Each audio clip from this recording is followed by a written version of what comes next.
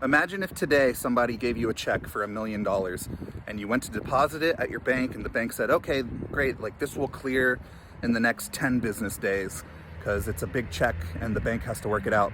So now for those following business days, you'd be walking around with this high energy outputting into the universe of you feeling wealthy and abundant and happy and excited and satisfied. And as a result, living from that level of energy would produce all these other experiences that are on that level of excitement and abundance and prosperity, right? Even though you don't have a dollar to spend yet, you'd just be walking around all that time knowing, right? It's a knowing. It's not even like hoping anymore because you know that the funds are going to be released on that certain day or whatever.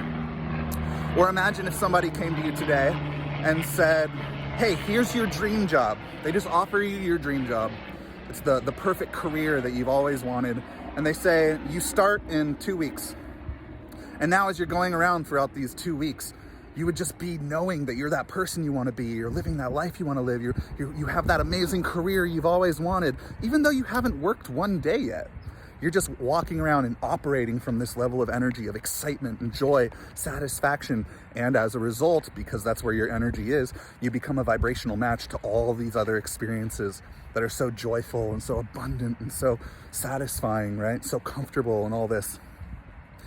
But nothing's really changed. It's just that you gave permission to a condition to allow yourself to feel an emotion, right?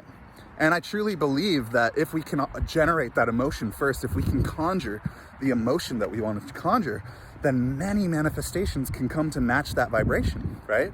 And we see it all the time, like in the work of Dr. Joe Dispenza, for instance, where these people with terminal illnesses, they're able to heal themselves because they're able to occupy an identity that says I'm already healed, and to be able to sustain it long enough until physical reality captures or catches up to the energy, right?